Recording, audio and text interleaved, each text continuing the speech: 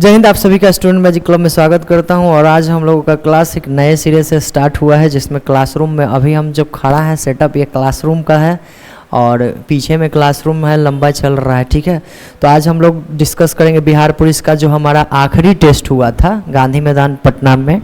आज हमारा आखिरी टेस्ट था। एक और चीज़ हम आपको बताना चाहेंगे, आप ध्यान में रखिएगा, जो बिहार दरोगा का हमारा सेट होगा ये कुछ ज़्यादा ही मोटा हो गया है, इसको थोड़ा सा छोटा करते हैं। ये ध्यान रखिएगा, बिहार दरोगा 1817 पोस्ट के लिए ये जो हमारा टेस्ट होगा वो फर्स्ट टेस्ट वो गांधी मैदान में हम लोग रख रहे हैं आपका 10 जुलाई। सेम टाइम है, सुबह 8 बजे से लेके 8 बजे नहीं 6 से 8 है। ठीक है, 6 से 8 बजे तक। हालांकि 2 घंटा समय हम लोग देते हैं, लेकिन 2 घंटा मिलेगा नहीं आपको, मिलेगा लगभग 1.25 घंटा का समय, बाकी आपको वहीं पे मिलवा दिया जाएगा। ठीक है, टेस्ट देने आप लोग जरूर आइए, बिल्कुल बेहतरीन टेस्ट सेट हो रहा है। एक बार आगे चेक करिए और आपको रेगुलर बिहार दरोगा का टेस्ट दिया जाएगा। चलिए, उसके लिए भी हम लोग आपको बता दिया जाएगा। तो ये हमारा छठा टेस्ट आज हुआ था और छठा टेस्ट का हम लोग डिस्कशन करेंगे। ये है स्टूडेंट मैजिक क्लब पटना, 19,838 पदों के लिए हमारा टेस्ट 6 था। एक पैसेज हम लोग देते हैं, उस पैसेज को आपको लिखना रहता है OMR सीट में। ठीक है, चलिए स्टार्ट करते हैं हम। पहला क्वेश्चन है हमारा, थोड़ा सा इसको और बड़ा कर लेते हैं ताकि आपको दिक्कत नहीं होना चाहिए, देखने में दिक्कत नहीं होना चाहिए, क्योंकि हम लोग बड़ा स्क्रीन पर देखते रहते हैं तो नहीं पता चल पाता है। अभी हम लोग आप वही छोटा स्क्रीन पे आता है मोबाइल में, तो पता चलना चाहिए। पहला क्वेश्चन है कि इसरो ने किस वर्ष गगनयान क्या घोषित किया है? गगनयान वर्ष किसको घोषित किया है, किस वर्ष को घोषित किया है? तो ये किया है 2025 को। किसको किया है? 2025 को। ये वाला मोबाइल रखना।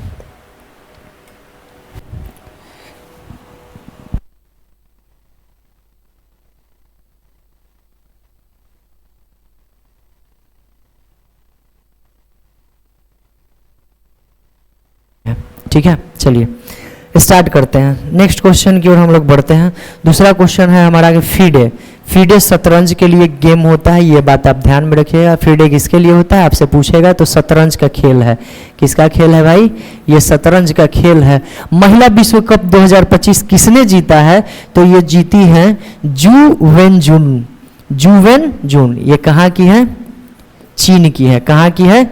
चीन की है। कोनोहारू हम्पी ये भारत के शतरंज खेलती है भारत के लिए। ये जीती हैं आपका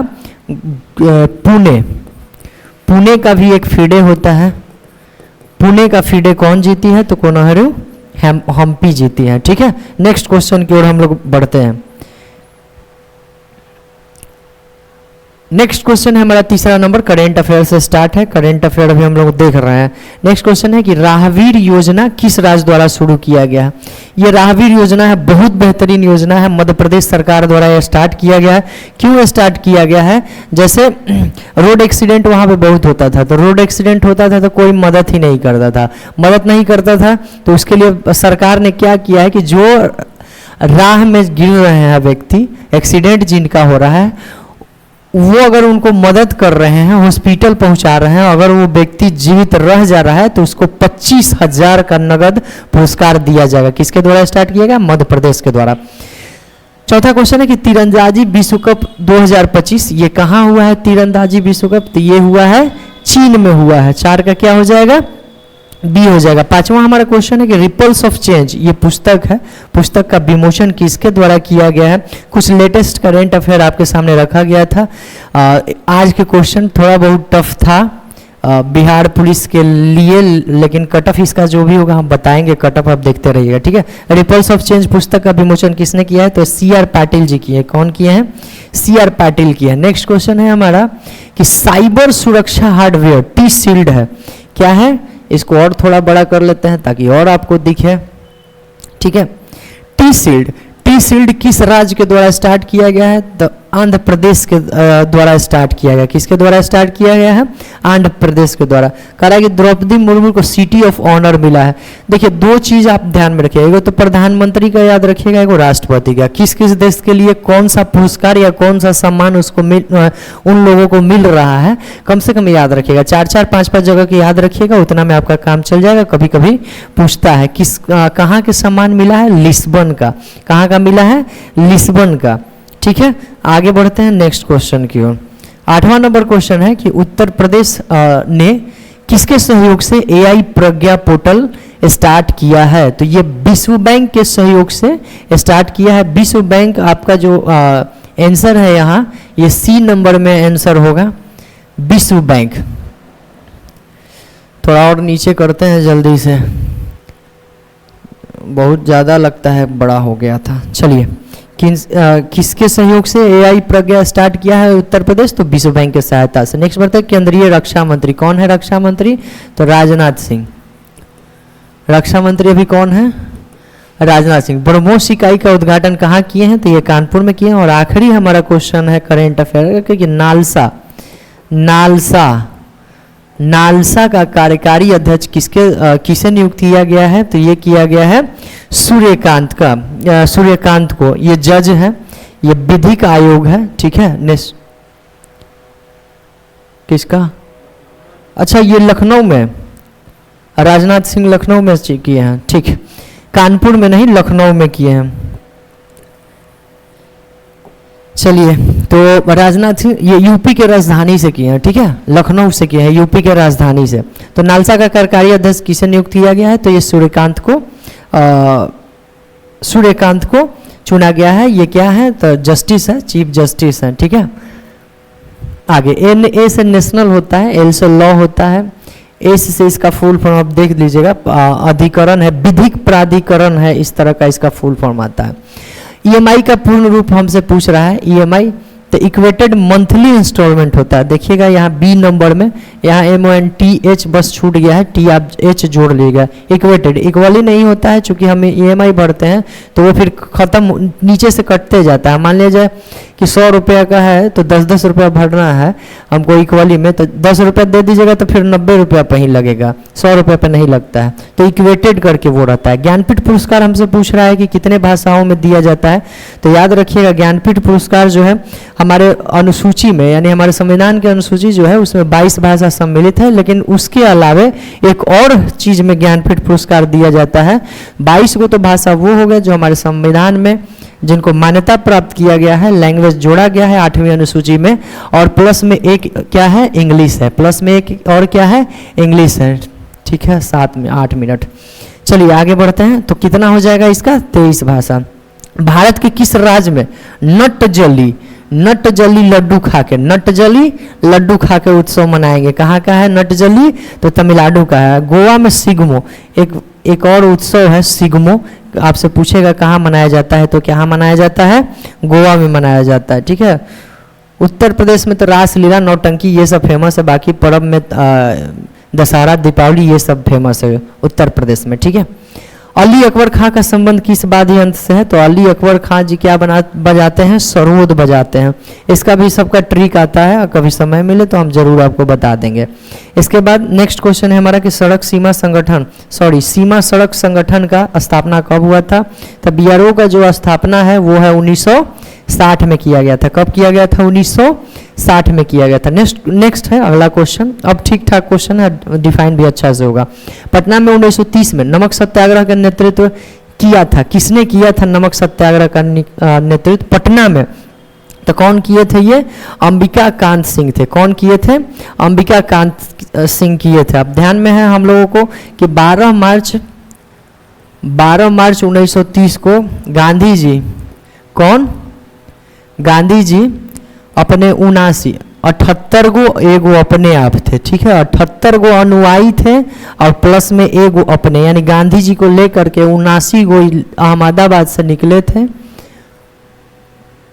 अहमदाबाद से निकले और कहाँ पहुँचे थे?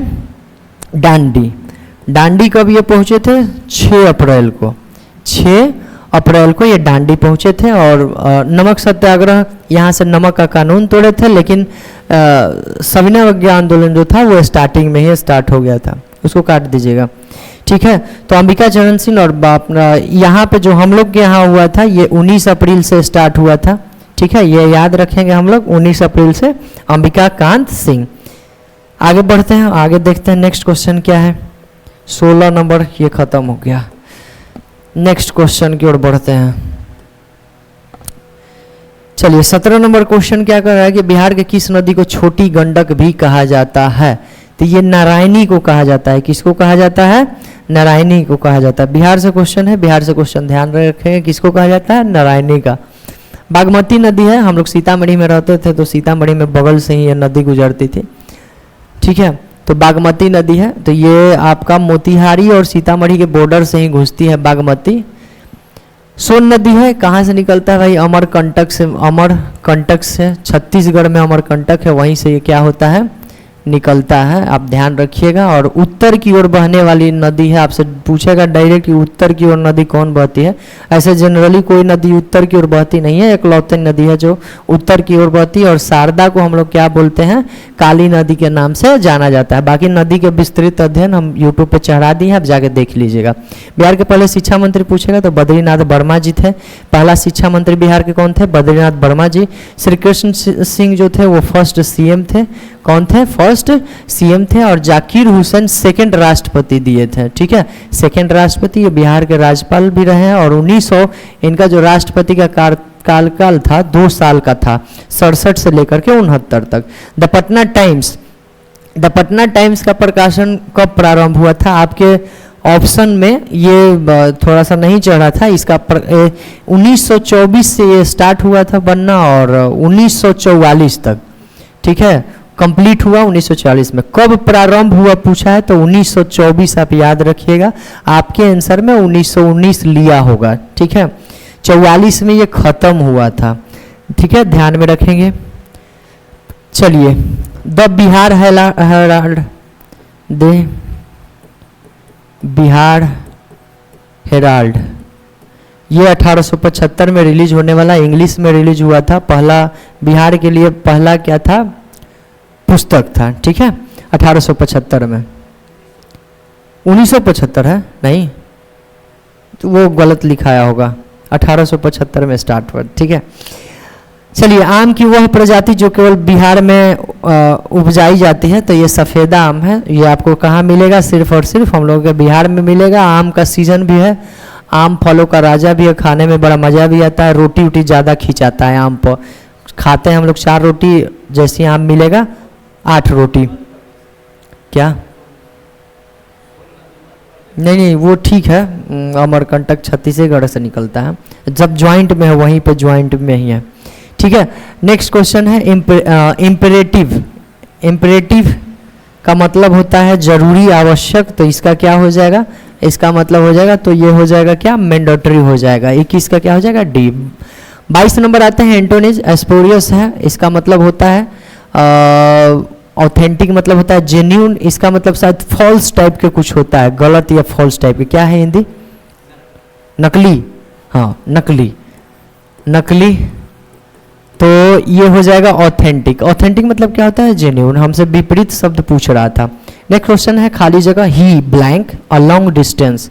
ब्लैंक की जगह पर क्या होगा? तो रनिंग होगा नहीं, रन होगा नहीं, या तो रेन होगा या तो रन होगा। तो ये क्या हो जाएगा? रेन होगा। इंग्लिश थोड़ा बहुत हम लोग का भी कमजोर है, कुछ चूंकि कभी सिलेबस में आया नहीं तो पढ़े नहीं है। अब पढ़ना भी है तो 1-2 क्वेश्चन के लिए बहुत ज़्यादा मेहनत करना नहीं है। लग गया, नहीं लगा तो राम भरोसे। चलिए आगे बढ़ते हैं। एक्टिव वॉइस से पैसिव वॉइस में आपको चेंज करने के लिए दिया हुआ है। कह रहा है the letter was written by him, तो इसका क्या हो जाएगा? He wrote the letter. B option क्या हो जाएगा हमारा? सही हो जाएगा 24 का। 25 number study of sound is called acoustics कहा जाता है। साउंड का स्टडी जो हम लोग करते हैं। न्यूमिस्मेटिक्स सिक्कों का अध्ययन होता है। किसका अध्ययन होता है? सिक्कों का अध्ययन। फोनोलॉजी में भी मतलब साउंड का ही अध्ययन होता है, लेकिन विभिन्न तरह के साउंड को ये शब्द में कन्वर्ट करता है। ठीक है, विभिन्न तरह के साउंड को शब्द में कन्वर्ट करता है। तो ये आप ध्यान में रखेंगे, विभिन्न साउंड को मतलब विभिन्न ध्वनि को मतलब कौन सा किस तरह का ध्वनि है इसको शब्द में कन्वर्ट करता है। और काइमेटोलॉजी में क्या होता है, वेव की गति, तरंग की गति का अध्ययन क्या होता है, काइमेटोलॉजी। नया क्वेश्चन है, आप देख लीजिएगा, ये नया मिला है। नेक्स्ट क्वेश्चन, साइंस अब स्टार्ट हो रहा है कि निम्नलिखित में से कौन सा कथन सही है या है। एक विद्युत धारावाही कुंडली चुंबकीय क्षेत्र उत्पन्न करती है, तो सही है। जहां पे विद्युत फ्लो करेगा वहां पर चुंबक का क्षेत्र उत्पन्न होता है, ये बात ध्यान रखिएगा। तो इसका पहला नंबर क्या है हमारा, सही है। और एक विद्युत धारावाही परिनालिका एक छड़ चुंबक की तरफ व्यवहार करती है, तो ये भी सही है। किसका आ रहा है, फोन बज रहा है क्या, राहुल BS जी, ठीक। चलिए, तो ये दोनों हमारा क्या हो गया, ऑप्शन सही हो गया। नेक्स्ट क्वेश्चन की ओर हम लोग बढ़ते हैं। 26 नंबर का क्या हो गया भाई, तो सी हो गया। क्या हो गया, सी हो गया। चलिए आगे बढ़ते हैं। मायोपिया निकट दृष्टि दोष से संबंधित है। चलिए इसके बारे में थोड़ा सा हम लोग पढ़ लेते हैं तो अच्छा है, हम जल्दी से बता देते हैं। एक होता है निकट दृष्टि दोष, उजला वाला ले लें क्या, बढ़िया दिखेगा। एक होता है निकट दृष्टि दोष, चूंकि ये देखिए बार बार पूछेगा इसलिए हम बता रहे हैं, दूर दृष्टि दोष। अब कैसे कैसे याद रखना है, ध्यान में रखना है। निकट दृष्टि दोष, निकट दृष्टि दोष में क्या होता है, इसको बोला जाता है मायोपिया, इसको बोला जाता है हाइपोट्रोपिया है, हाइपर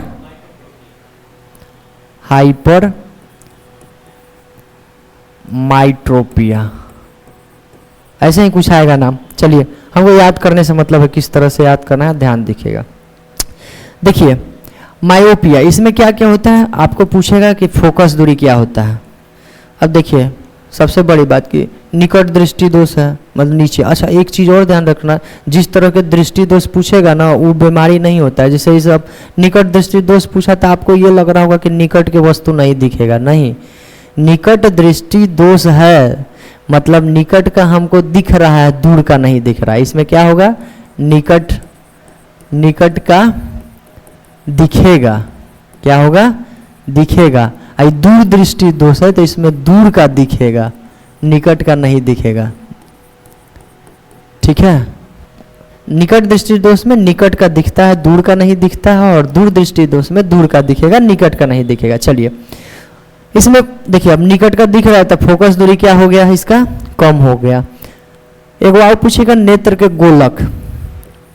गोलक का साइज क्या होता है, तो ये बढ़ जाता है। क्या होता है, नेत्र का गोलक का जो साइज होता है, नीचे जैसे ही आता है नज़दीक तो आंख बंद होने लगता है। आंख बंद होने लगेगा तो इसका मतलब पपनी देख के ये नहीं देखना है कि ऊपर वाला ये वाला देख के कि तो बंद हो रहा है तो छोटा हो जाएगा, नहीं।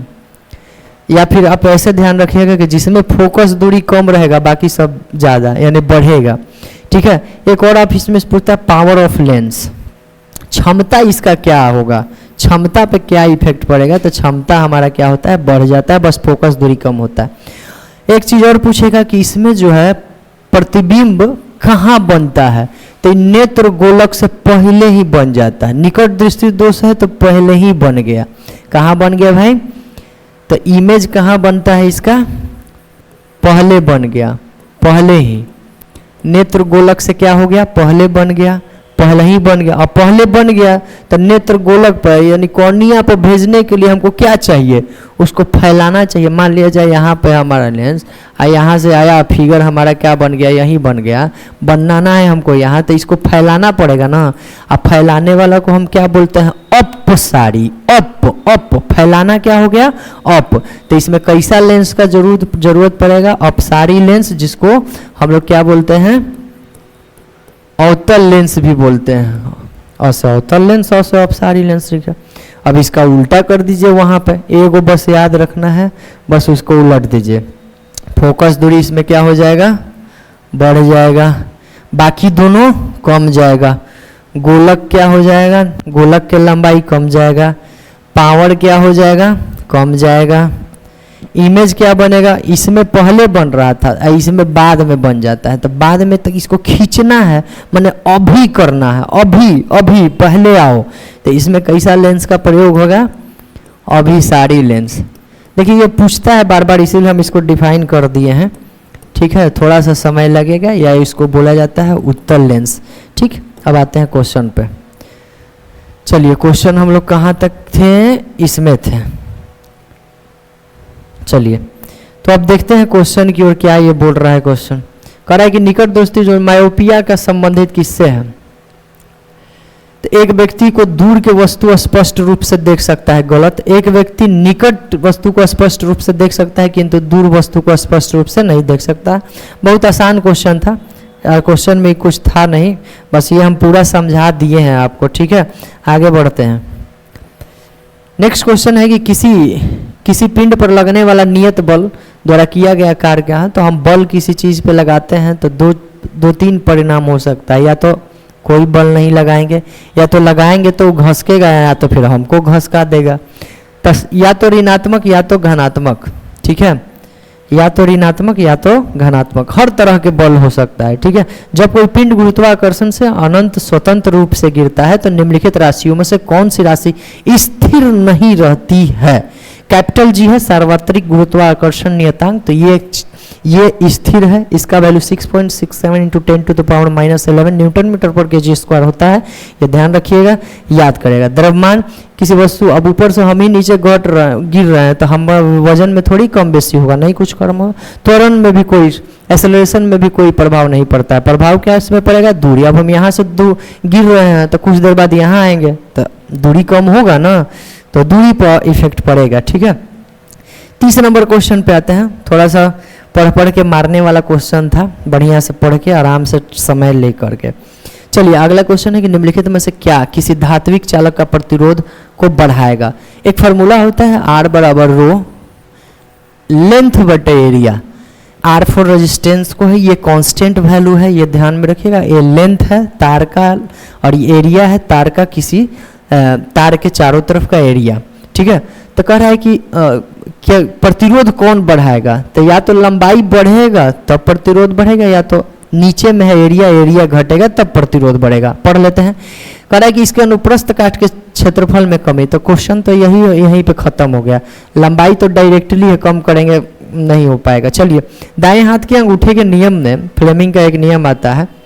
ध्यान में रखते हुए चालक के चारों ओर लिपटी हुई अंगुलियां द्वारा कौन सा मापदंड दिखाया जाता है। तो ये क्या दिखाया जाता है, चुंबकीय क्षेत्र दिखाया जाता है। ये हो गया फ्लेमिंग के दाहिना दिशा, जो अंगूठा जो है दिशा दिखाता है, इसको तर्जनी बोला जाता है। तर्जनी जो देखिए अब लग गया है टीवी, तो ज़्यादातर टीवी पर ही ध्यान रहता है, अपने आप को देखने में बहुत बढ़िया लगता है। ठीक है, ये आपका चुंबकीय क्षेत्र हो जाएगा और ये वाला माध्यमिका गति दिखाएगा आपका।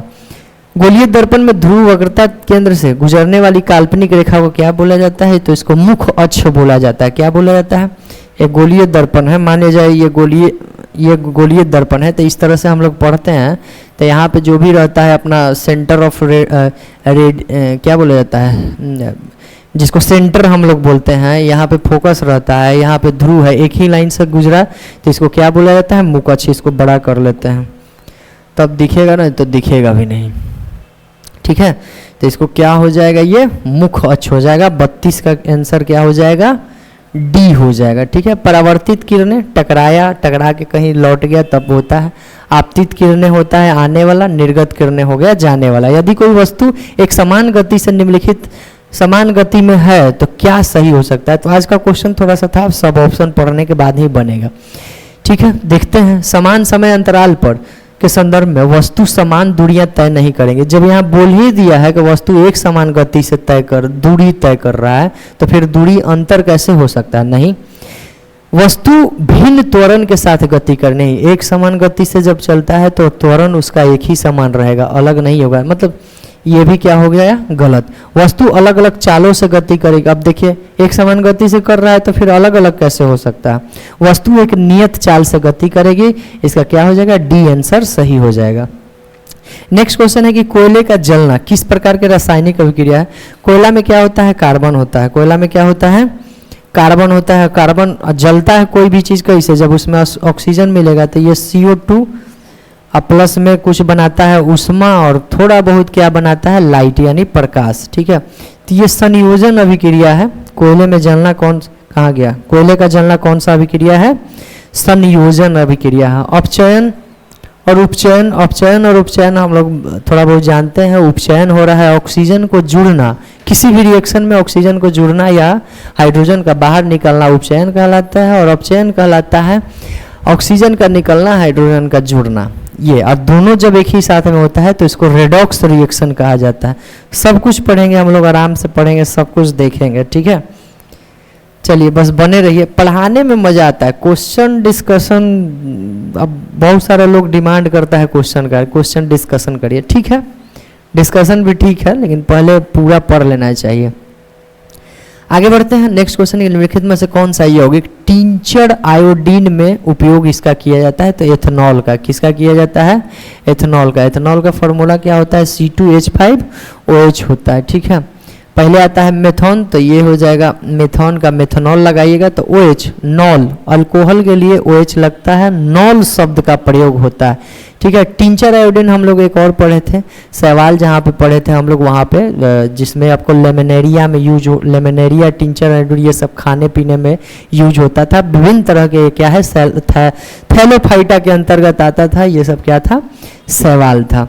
36 है कि यदि ग्लूकोज में 6 को कार्बन के 6 अणु है तो पाइरुवेट में कितना अणु होता है? तो इसमें 3 कार्बन के 3 अणु होता है, ठीक है। नेक्स्ट क्वेश्चन है हमारा कि निम्नलिखित में से क्या वायु के मिश्रण का सर्वश्रेष्ठ वर्णन करता है? तो वायु के मिश्रण का सर्वश्रेष्ठ वर्णन कौन करता है? समांगी मिश्रण। अगर वायु की बात करें तो सबसे ज़्यादा वायु में क्या होता है? नाइट्रोजन। उसके बाद क्या होता है? ऑक्सीजन, ये 21% हो गया, ठीक है। इसके बाद अपना क्या होता है? आर्गन होता है। इसके बाद क्या होता है? CO2। जलवाष्प की मात्रा भी इसमें है, 1 से लेकर 4% जलवाष्प की मात्रा भी चलता है। यहाँ बड़ा क्वेश्चन है, ध्यान से पढ़ेगा, ये ब्यूटेनॉल है। अगर नॉल रहता, अगर ब्यूटे इस तरह से लिख देता नॉल, ऑल, तो ये अल्कोहल समूह हो जाता है, लेकिन ये नल है और नल के वजह से किस समूह में आता है? एल्डिहाइड। एल्डिहाइड का फॉर्मूला जो होता है CHO होता है। ये किसी के साथ में लग जाएगा, जब आप केमिस्ट्री पढ़िएगा तब इसको याद करवाया जाएगा बढ़िया से, तब तक याद रखिए। ये OH समूह है, कीटोन का होता है आपको, कीटोन का CO ना, CO, हाँ, कीटोन समूह CO होता है, और अल्कीन डबल कार्बन के अल्कीन हम लोग बोलते हैं। इस तरह से आता है ना, हम उसमें लिखा हुआ है,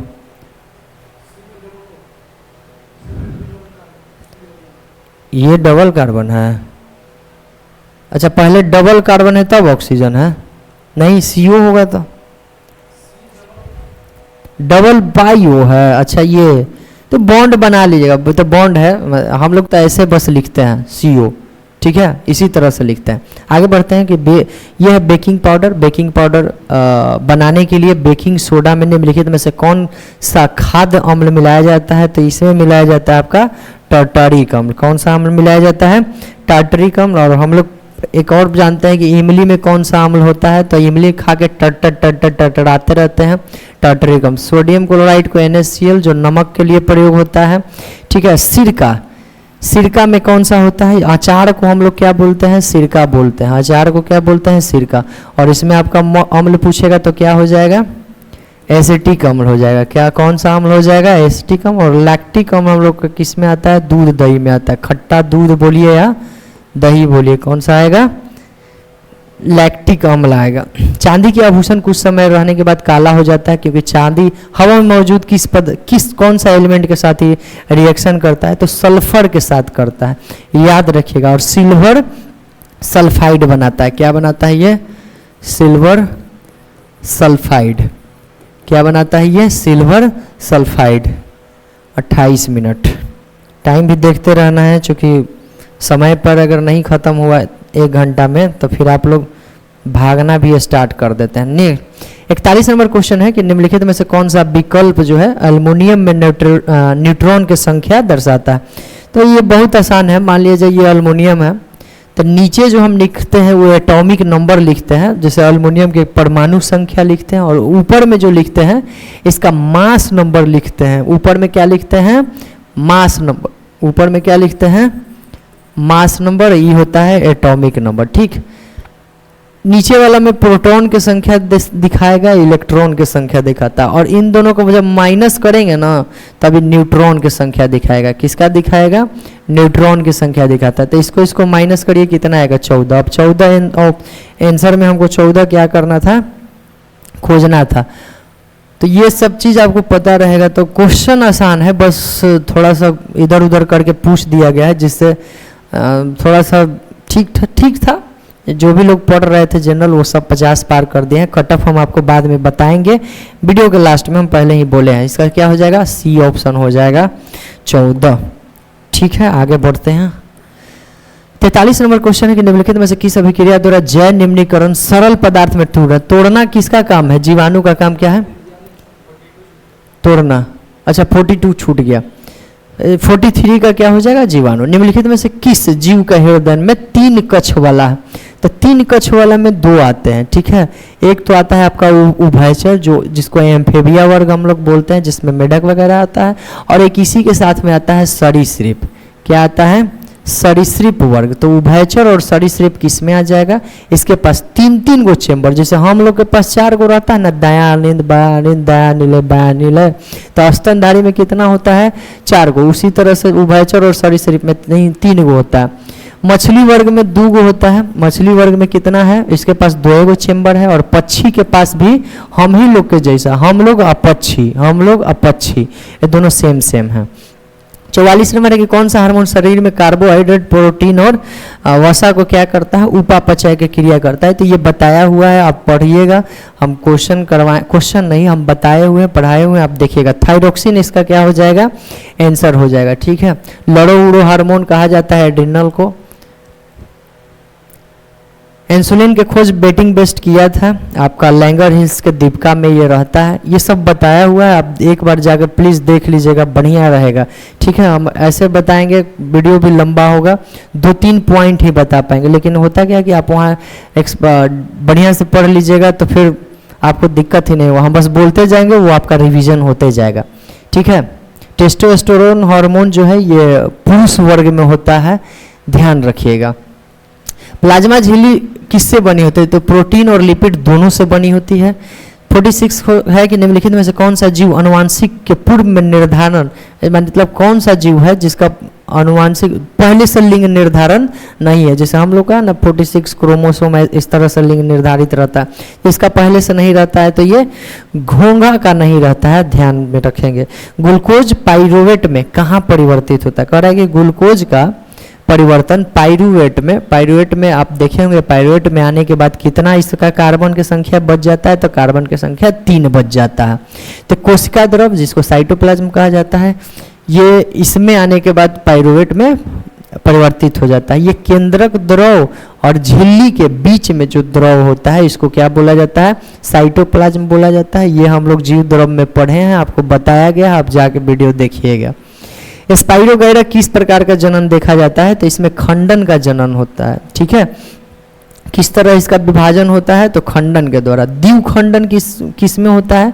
तो एक कोशिकीय जितने भी जीव हैं, एक कोशिकीय जितने भी जीव हैं, एक कोशिकीय में कौन कौन से आता है? जैसे जीवाणु आ जाएगा आपका, पैरामीशियम होता है ना, पैरामीशियम हो गया, अमीबा हो गया, और इसके बाद 2-3 याद रखेंगे चलेगा, ईस्ट और हाइड्रा बहुत पूछता है, आप इसको रट लीजिएगा, जिंदा रहिएगा। कहाँ? एग्जाम में, नहीं तो आपको खत्म कर देगा। मुकुलन द्वारा ईस्ट या हाइड्रो। कायिक प्रवर्धन का बात करें तो ये पेड़ पौधे में होता है। किस में होता है? पेड़ पौधे में कैसा प्रवर्धन होता है? तो कायिक होता है। पेड़ पौधे जो जनरली हम लोग देखते हैं इधर। कह रहा है नेक्स्ट क्वेश्चन कि पादपों में निषेचन के बाद जो है अंडाशय में खाली जगह में विकसित होता है। ठीक है, पादपों में निषेचन के बाद अंडाशय जो है कहाँ विकसित होता है? तो पादप का कुछ उल्टा पुल्टा चलता है। ठीक है, ये फल में विकसित होता है, सी आप ध्यान में रखेंगे। 49 का क्या हो जाएगा सी। 50 नंबर क्वेश्चन पे आता है कि निम्नलिखित में से किस वैज्ञानिक ने कथन दिया था कि सभी कोशिकाओं का निर्माण पूर्ववर्ती कोशिकाओं से, पहले के कोशिकाओं से ही होता है सभी कोशिका का नाम। तो क्या दिया था रुडोल्फ विर्चाउ। कोशिका का विभाजन सिद्धांत यही दिए थे, इसीलिए ये बताए थे कि पहले से ही कोशिकाओं का, पहले वाला से ही अभी लेटेस्ट वाला का जन्म होता है। इसके बाद रॉबर्ट ब्राउन के बारे में तो न्यूक्लियस का खोज किए थे। रॉबर्ट ब्राउन किसका खोज किए थे न्यूक्लियस का। पुरकिंजे जीव द्रव के नामाकरण, जीव द्रव के नामाकरण 2-4 दिन इसका खोज किए थे, 2-4 दिन में खोज। इसका खोज कौन किए थे जीव द्रव के, तो डुजार्डिन याद रखिएगा, डुजार्डिन याद रखिएगा। रॉबर्ट हुड ध्यान में है ही, कोशिका के खोज कौन किए थे, हाँ मृत कोशिका के खोज किए थे, नामाकरण किए थे, ठीक है। ल्यूवेनहॉक सबसे पहले देखे थे, नामाकरण क्या किए थे, ये किए थे। विश्व के सबसे ऊंचा झरना बात करें, एंजल जलप्रपात है, और ये कहाँ है, तो ये आपका है वेनेजुएला। वेनेजुएला की राजधानी कहाँ है, कराकस है, और ये दक्षिणी अमेरिका के एक क्या है देश है, ठीक है। चलिए देखते हैं वेनेजुएला कौन सा जलप्रपात अभी बोले, एंजिल जलप्रपात। तो विश्व का सबसे बड़ा जलप्रपात, इसका हाइट शायद 979 ही है, 979 ही है। कनाडा में ढेला मारेंगे, डल्ला एगो होगा, ढेला कौन मारेगा, नाटा, क्योंकि उससे पहुँच भी नहीं करेगा, चुमाएगा ही नहीं। गुआना वाला ग्रेट करनामा करेगा, क्या करेगा, ग्रेट करनामा। तो इसका क्या हो जाएगा, ग्रेट कमारन करके नाम आएगा। तो ये कहाँ का है, ये सारा ट्रिक पे है, सब कुछ ट्रिक पे, हम कितना बोलते रहे हैं, आपको ऐसे ही याद हो जाएगा। जब हम लोग का सिलेबस कंप्लीट होगा, जब पढ़िएगा देखिएगा तो सब कुछ ट्रिक पे है, और हम लोग बहुत पहले पढ़े हैं, बस एक बार देखते हैं याद हो जाता है। पृथ्वी पर हम चंद्रमा के कितने % भाग को देखते हैं, तो 59% भाग को ही क्या करते हैं हम लोग देखते हैं, ठीक है। 53 है कि दिन में अगर 2 बार नियम से महासागरीय जलधारा का उठना और गिरना क्या कहलाता है, ज्वार भाटा कहलाता है। सबसे पहला क्वेश्चन इसमें पूछेगा ज्वार भाटा कैसे कैसे बनता है, तो आप याद रखिएगा सूर्य के गुरुत्वाकर्षण, जी से गुरुत्वाकर्षण समझ जाइएगा, लिखेंगे तो बड़ा लिखाएगा, ठीक है, जी से समझ लीजिएगा। सूर्य का गुरुत्वाकर्षण और चंद्रमा के गुरुत्वाकर्षण, ठीक है। आप पृथ्वी के अपकेंद्रीय बल, पृथ्वी के अपकेंद्रीय बल, ये सब जाके मिलता है तब क्या उठता है, ज्वार भाटा उठता है, जिसमें चंद्रमा का जो बल है ना, उस सूर्य की अपेक्षा कई गुना ज़्यादा रहता है। पढ़ने के लिए बहुत है इसमें कुछ। चलिए आगे बढ़ते हैं, यहाँ भी सब ट्रिक ही से है। 54 है कि बिहार के सर्वाधिक जनघनत्व वाला जिला कहाँ है, तो ये है आपका शिवहर में।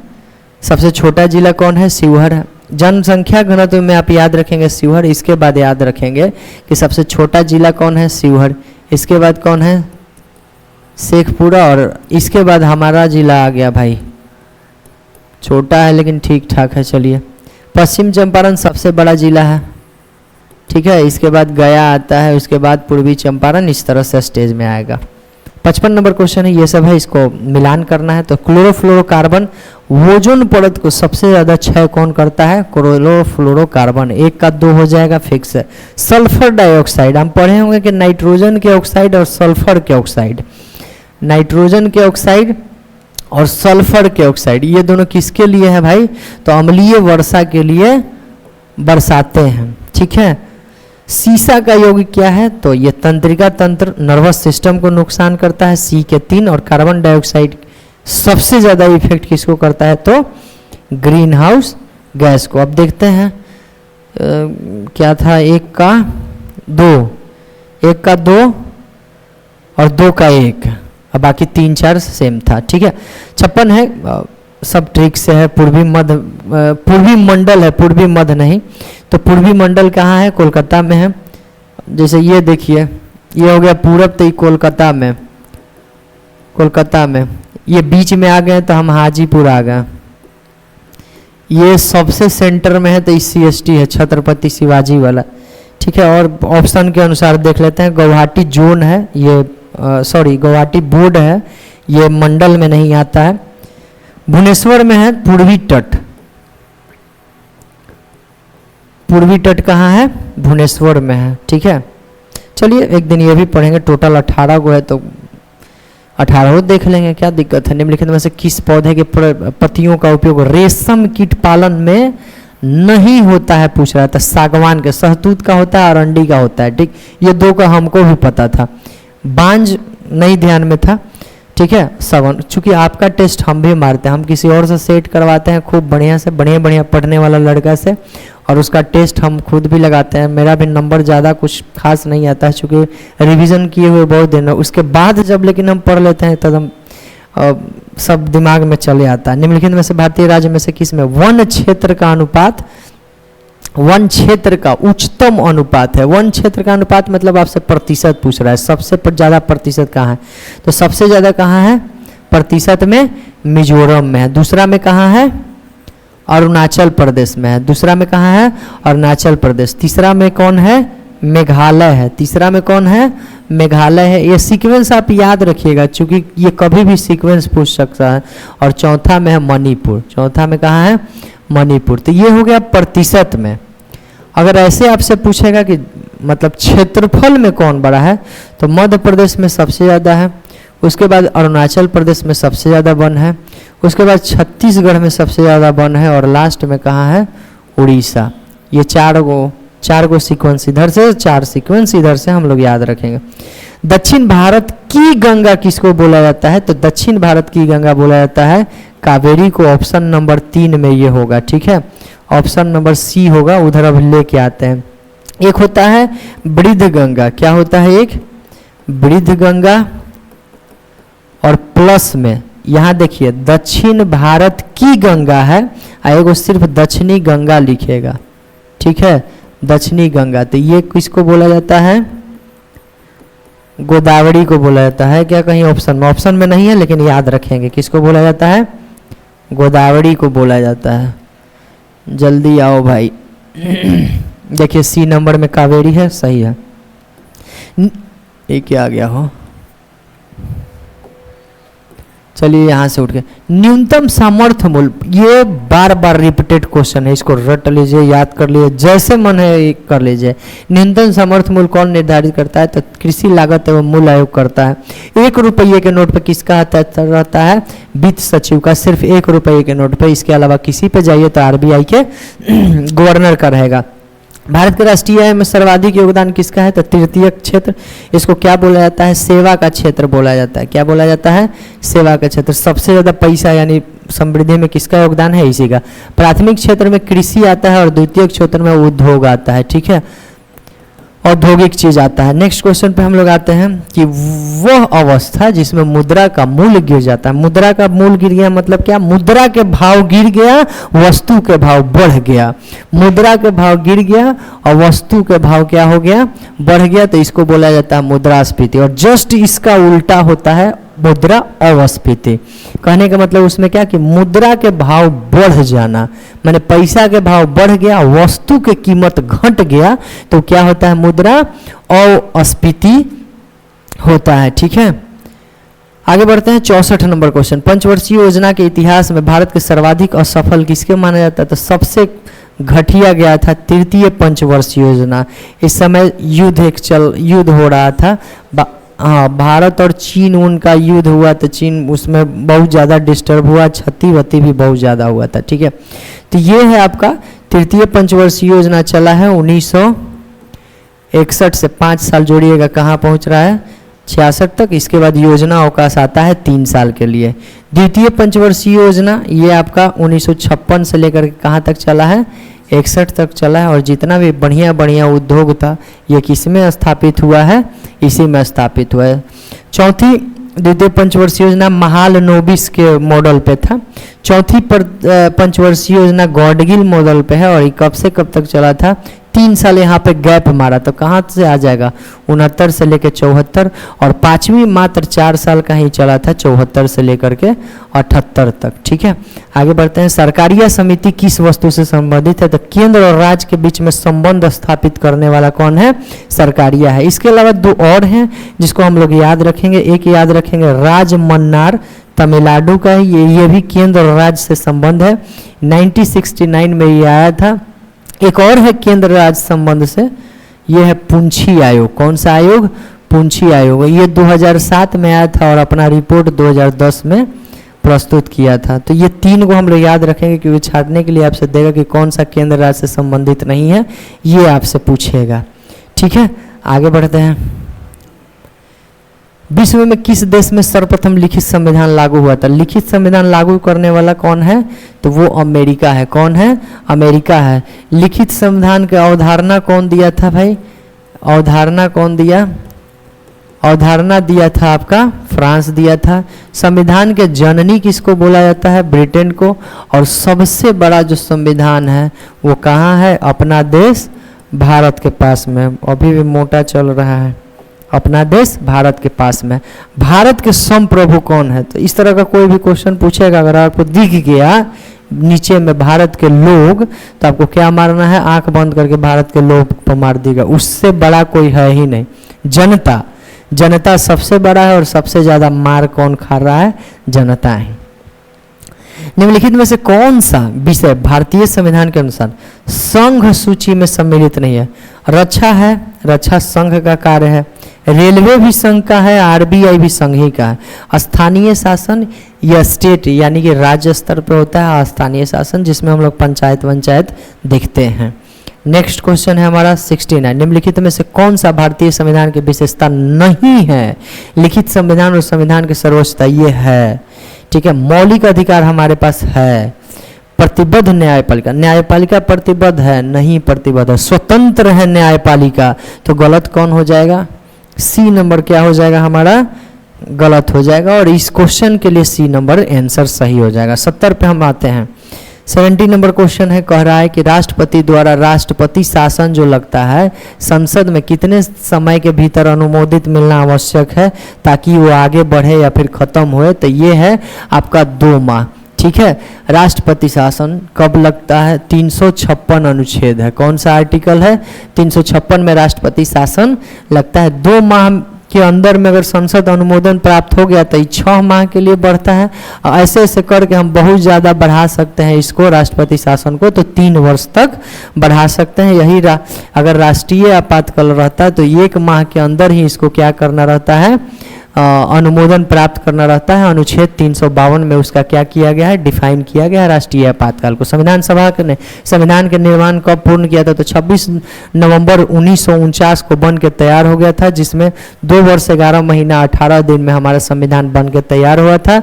लेकिन लागू कब हुआ था? तो 26 जनवरी 1950 को लागू हुआ था। इस दिन स्वतंत्र हुए थे हम लोग। स्वतंत्र हुए थे 1947 के।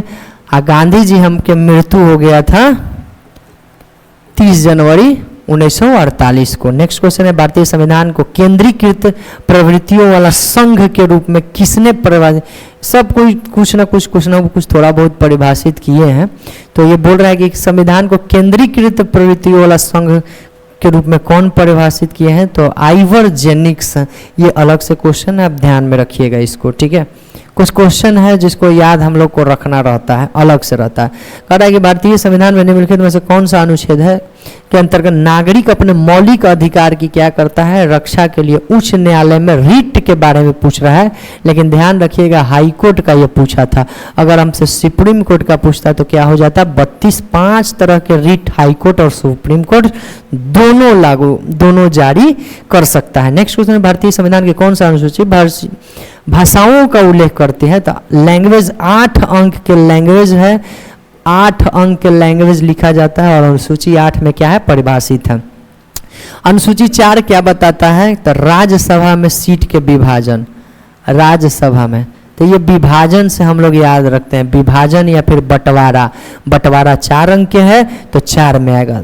10 से 10, 10 से दल बदल। पहला संविधान संशोधन हुआ था जिसमें क्या किया गया था? दल बदल को लाया गया था। उससे पहले दल बदल नहीं था। आगे बढ़ते हैं। 12वां क्या है? तो ये नगर पालिका है। 12वां अनुसूची क्या है? नगर पालिका है। 12वां अनुसूची क्या है हमारा? नगर पालिका है। 75 नंबर क्वेश्चन आता है, निम्नलिखित में से कौन सा कथन महान्यायवादी के बारे में क्या है? गलत है। महान्यायवादी आर्टिकल 76 में डिफाइन है। आर्टिकल 76 में, और संसद में ये बैठेंगे, भाषण देंगे, उपस्थिति दर्ज कराएंगे, ये सब कितना आर्टिकल में है? ये तो 88 में। तो लोकसभा के सदस्य बन सकते हैं, बनते हैं भाई, अब बैठ गए तो सदस्य बन गए। वे संसद में भाषणों देते हैं, सरकार की ओर से किसी भी न्यायालय में उपस्थित भी हो सकते हैं। उन्हें संसद में मतदान लेकिन नहीं कर सकते हैं, क्योंकि वो ऑथेंटिक नहीं है, वो जनता द्वारा चुन के नहीं आए हैं। ठीक है। 76, भारतीय उच्चतम न्यायालय के मूल अधिकारों के रक्षा हेतु कौन सा रीट नहीं जारी किया जा सकता है? तो हम लोग 5 तरह के रीट पढ़ते हैं, जिसमें हैबियस कॉर्पस, मैंडेमस, सर्टियोरी, ये 3 को दिया है। स्टे ऑर्डर, ये किसी तरह का रीट नहीं है। कभी कभी होता है क्या है कि हमको क्या करना है, इंग्लिश में ही याद रखना है इसको। कभी कभी हिंदियों वाला इंग्लिश में लिखता है, इसीलिए आज बहुत बच्चा कन्फ्यूज हुआ। हैबियस कॉर्पस को क्या बोला जाता है? बंदी प्रत्यक्षीकरण, बंदी प्रत्यक्षीकरण। मेंडमस को क्या कहा जाता है? परम आदेश, मैडम आदेश देगी, इसी पर न याद किए थे, चलिए मैडम आदेश देगी, परमादेश बोला जाता है। ठीक है। और सर्टियोरी मतलब होता है उत्प्रेषण, उत्प्रेषण। इस सब का मतलब आपको समझाया जाएगा, लेकिन पढ़िएगा तब। ठीक है। चलिए, पंचायती राज व्यवस्था का त्रिस्तरीय संरचना सिफारिश की समिति ने किया था। चूंकि समय देख रहे हैं धीरे धीरे बढ़ते बढ़ते 50 तक पहुंच गया है, जल्दी करना है। पंचायती राज व्यवस्था के त्रिस्तरीय संरचना कौन दिए थे? तो बलवंत राय मेहता समिति थे। 1957 ठीक, 1977 में आए थे अशोक मेहता समिति। 1957 में बलवंत राय मेहता समिति त्रिस्तरीय दिए थे, जिसके तहत 2 अक्टूबर 1959 को राजस्थान के नागौर में सबसे पहले क्या हुआ? पंचायत के उद्घाटन हुआ था जवाहरलाल नेहरू के द्वारा। ठीक है। इसके अलावा एक और है, पीकेबी का कमेटी है, वो भी है। एक और कमेटी है कोई, जेबीके कमेटी, या एक और किसका है? इंजीनियर का कोई है, हाँ ML सिंघवी। इन्हीं के तर्ज पे वो संविधान संशोधन हुआ था आपका। ठीक है। चलिए, तो बलवंत राय मेहता समिति के बारे में हम लोग देख लिए हैं। ठीक, आगे चलते हैं। चलिए नेक्स्ट क्वेश्चन, जल्दी जल्दी बढ़ जाए भाई। इधर लिखते हैं, चूंकि अब मैथ आएगा। देखिए, राजमन्नार समिति है, ये आपका केंद्र और राज्य के संबंध से है। चलिए 78 नंबर क्वेश्चन। तो ये फार्मूला आपको आना चाहिए कि किसका क्या वैल्यू होता है, तब आपसे बन जाता, नहीं तो नहीं बनेगा। x का वैल्यू 0, cos 0, थीटा का वैल्यू मतलब cos 0 का वैल्यू क्या होता है? 1 होता है। बाकी ये 0 हो गया, तो ये सब सारा टर्म क्या हो गया? ये पूरा के पूरा 0। इस वजह से इसका क्या हो जाता है? आंसर 1 हो जाता। साइन और cos के लिए बस याद रखिएगा। ठीक है। और साइन बट्टे cos हो जाता है tan, तो हम tan का लिखेंगे नहीं, वो आपको लिखना है। ठीक है। साइन बढ़ते क्रम में जाता है, 0 डिग्री का मान 0 होता है, 30 डिग्री का मान आपका हो जाता है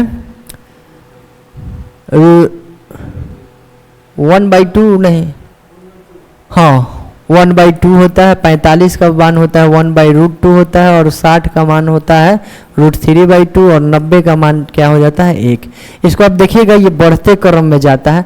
इसको ऐसे उलट दीजिएगा तो cos हो जाएगा। यहाँ से स्टार्ट करिए, 1 हो जाएगा, 30 का मान हो जाएगा √3/2। ये बढ़ते से घटते क्रम में जाता है। 45 सीधा सीधा है, तो सीधा सीधा ये 30 पे है, तो 1/2 आएगा, ये 0। अब इन दोनों को बट्टा में करिएगा तो 0/1 0 हो जाता है। इसको करिएगा तो ये 2 कट जाएगा, 1/√3 हो जाएगा। tan के लिए हम बोल रहे हैं। ठीक है। इसको बट्टा करिएगा तो कट कुट के एक ये क्या लिखाने लगा हो? शेप में कैसे टिप आ गया? हाँ, शेप बनने लगा। इसको काटी, इसको बट्टा करिएगा तो कट जाएगा, पर इसको बट्टा करिएगा 2 से 2 कटेगा 3, और 1/0 क्या होता है? 0 नीचे आ जाता है तो इन्फिनिटी होता है। अब ई सब के उल्टा है, साइन के कौसेक होता है, कॉस के उल्टा सेक होता है, कौसेक होता है, कॉस के उल्टा सेक होता है, tan के उल्टा क्या होता है? कॉट होता है। तो ये सब थोड़ा सा आपको देखना पड़ेगा। यदि किसी वस्तु का विक्रय मूल्य 26 रुपये है और उसे 15% लाभ में बेचता है, तो विक्रय मूल्य निकालिए। 26 रुपये है, 15% लाभ हो गया तो 115 उसका वैल्यू हो गया। अब इसको काट कूट करिएगा तो 29.9 आता है। ठीक है। लेकिन यहाँ 6 थोड़ा सा मिस्टेक हो गया है, लेकिन 29 है, तो यहाँ से आप मार सकते हैं। आसान क्वेश्चन है। 100 मीटर लंबी रेलगाड़ी है, 20 किलोमीटर के चाल से चल रही है, वो टेलीफोन के पार करने में कितना समय लगती है? देखिए ये मीटर में दिया हुआ है तो इसको मीटर प्रति सेकंड में बदलिए, और मीटर प्रति सेकंड में बदलने के लिए क्या करना रहता है, 5/18 से, तो 2 9 18, 2 से 10, कितना ये आ गया 50/9। अब क्या पूछ रहा है हमसे, टाइम कितना था, चाल बराबर दूरी बटे समय होता है, चाल बराबर क्या होता है, दूरी बटे समय। तो यहाँ से हमसे क्या पूछा है, टाइम, तो टाइम बराबर क्या हो जाएगा, दूरी बटे चाल, 50/9। क्या बोल रहे हैं, 18 सेकेंड इसका क्या हो जाएगा, ए आंसर सही हो जाएगा। आगे बढ़ते हैं हम लोग 81 की ओर चलते हैं। निम्नलिखित में से कौन न्यूनतम संख्या को इतना से घटाया जाए तो उत्तर क्या हो जाएगा, एक पूर्ण वर्ग बन जाए। तो इसको जो सिंपल, सबसे ज़्यादा सिंपल जो तरीका है जिसमें हम लोग बचपन से सीखते हैं वो ये है आपका 6155। ऐसे जो पेयर लगा के हम लोग करते हैं, तो ये पेयर को स्क्वायर में करते हैं तो ये 7 से 7 7 49 होता है। इसको आप माइनस करिएगा तो ये आएगा 12, और एक बार में ये 2 2 उतरता है, ठीक है। इसको एक बार जोड़ना रहता है, ये हम लोग का बचपन का तरीका है, ठीक है, जो हम लोग बचपन में करते हैं। इससे भी हम लोग करेंगे तो ये क्या हो जाएगा, निकल जाएगा। और ये 7 7 49, 8 8 64, शायद 8 बार में ये लगेगा, ठीक है। देखते हैं, 8 8 64, 8 चौका 32 और 6 1184। चलिए एक ही बार में आ गया, यहाँ से करे 1, ये इसमें गया तो 14 14 सॉरी 15 15 में से 8 गया 7, ठीक है। 71, अगर 71 ही कम रहता तो डायरेक्ट 1184 आता और हमारा कट जाता, तो 71 कम कर दीजिए, ये कट जाएगा। निम्नलिखित में से कौन, जो शेष बचता है ना वही उतना ही कम करना रहता है, और जोड़ने के लिए बोलेगा तो फिर यहाँ से ऐसे करके घटा के जोड़ना पड़ता है। निम्नलिखित में से कौन सा भिन्न के मान क्या है, सबसे अधिक है, इसका है ना, ये अंतर इसका कम आता है, 0.5 समथिंग आता है। इसका बी हो जाएगा। ऐसे आप बनाइएगा इसको तो बनाते बनाते बहुत हैबिट हो जाता है, ये अंतर पे थोड़ा सा आराम से निकलता है, जल्दी से निकलता है। ये है कि यदि ये वैल्यू दिया हुआ कि x² - 5x प्लस, और थोड़ा सा टाइम टेकिंग है, आप वैल्यू रख के भी करिएगा तो बन जाएगा, नहीं तो इक्वेट करके भी आप करिएगा तो क्या हो जाएगा, बन कर। चलिए इक्वेट ही करते हैं, क्या है, हाँ 3 आता है, हम दिखा देते हैं। अगर आप इसको इक्वेट करते हैं तो ये वैल्यू क्या दिया है, x² - 5x प्लस 8।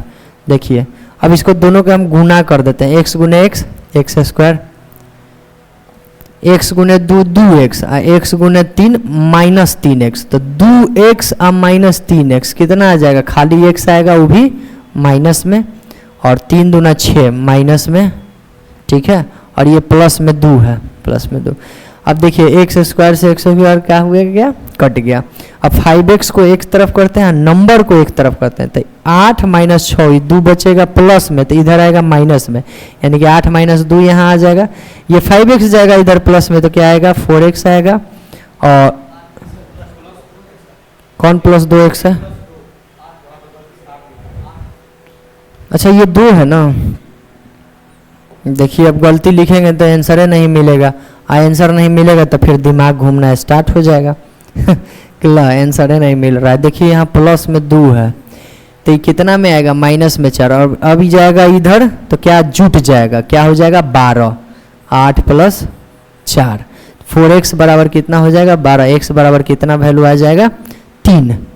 चलिए 3 कहाँ गया, यहाँ है, ठीक है। ये बहुत आसान क्वेश्चन है, ये बढ़ रहा था स्क्वायर, 3 2 5 5 2 7 7 2 9 9 9 81 9 2 11 11 पे जो भी होगा के सब जगह है, और 11 के स्क्वायर कितना होता है 121, तो 121 हमको खोजना था, सी नंबर सही हो जाए। दी गई श्रृंखला में अगली संख्या ज्ञात करें, इसको लेकर के बहुत हल्ला हुआ था, ठीक है। तो ये कर कुछ नहीं रहा है, तो क्या कर रहा है भाई, कुछ नहीं कर रहा है, तो पहले देख लेते हैं क्या कर रहा है। ये है आपका कि स्क्वायर करके और अभाज्य संख्या जोड़ रहा है, जैसे कोई एक सिस्टम में नंबर लिया हुआ है, ठीक है। जैसे ये है आपका नंबर 6 12 21 और 32 है ना, तो ये किया है 2 का स्क्वायर प्लस 2, जोड़ना अभाज्य संख्या है, बस एक एक बढ़ते जाइए। 3 का स्क्वायर अभाज्य संख्या, इसके बाद क्या होगा 3, 4 का स्क्वायर, 3 के बाद अभाज्य संख्या क्या होता है 5, और इसके बाद क्या हो जाएगा 5 के स्क्वायर, और 5 के बाद अभाज्य संख्या होता है क्या 7। अब इसको देखिए, इसको जोड़िए 6 3 3 9 3 12, 4 चौके 16, 5 21, 5 है 25 7 32, यहाँ तक है। अब आगे बढ़ा देते हैं। इसके बाद जो एक अभाज्य संख्या वो क्या है, 11 है। 6 6 36 है, 11 47। अब सब लोग इसमें खोज रहे थे आंसर, आंसर नहीं मिल रहा था। देखिए अब आ गया ना आंसर। अब आसान है। मुख, मुख मतलब क्या होता है, मतलब गूंगा टाइप के, तो क्या हो जाएगा, मुख, मुख का विलोम पूछ रहा है तो वाचाल हो जाएगा। हल्लन, हल्लन किया मतलब कंपन उठा दिया। कंपन कब उठेगा, जब भूकंप आएगा। 87 का क्या हो जाएगा, ए हो जाएगा। अब आगे बढ़ते हैं जल्दी से। 88 मुहावरे का अर्थ आपको बताना है।